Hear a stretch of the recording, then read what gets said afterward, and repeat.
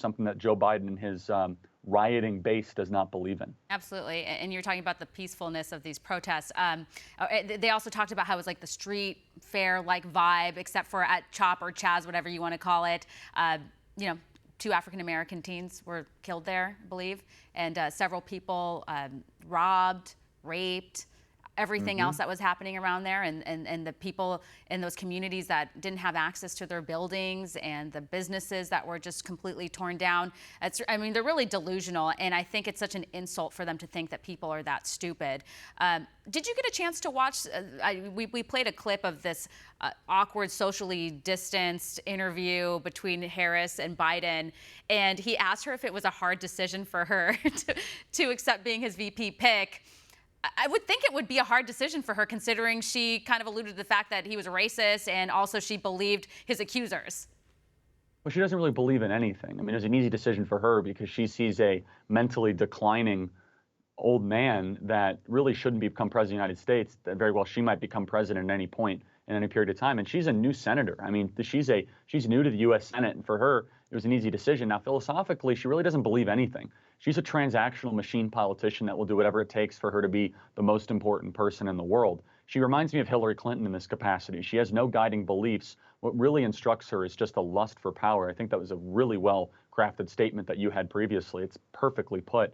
And she'll do whatever it takes to get into power. And actually, Senator Harris is more willing than ever to pander to the BLM Incorporated arsonists that have been destroying our country. And so, look, Senator Harris went after Joe Biden when she thought it would help her politically. Now she goes to Joe Biden when she thinks it'll help her politically.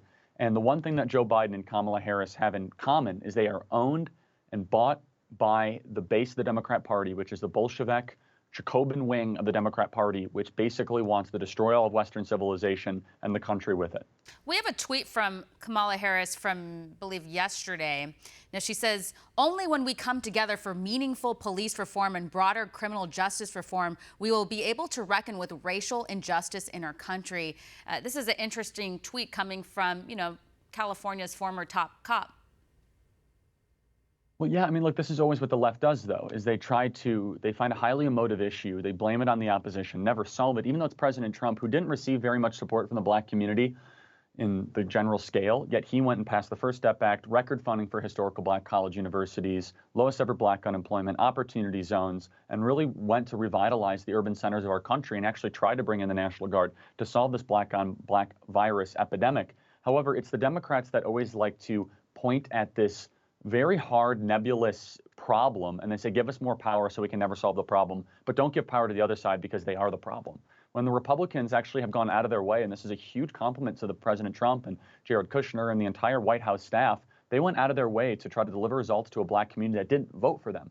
And that's really admirable, I think, because it actually just does, it's not pandering. It's actually saying we represent all Americans. We need to go forth and show what our solutions can do for these communities. And also, you look at how it has been reflected in polling.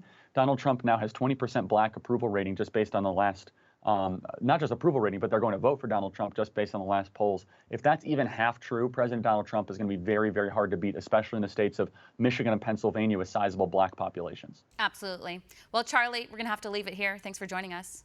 Thank you so much. Want to see more videos like this? Click on the link below and subscribe to One America News on YouTube. And call your cable provider and kindly demand that One America News is added to your lineup. Call and subscribe today.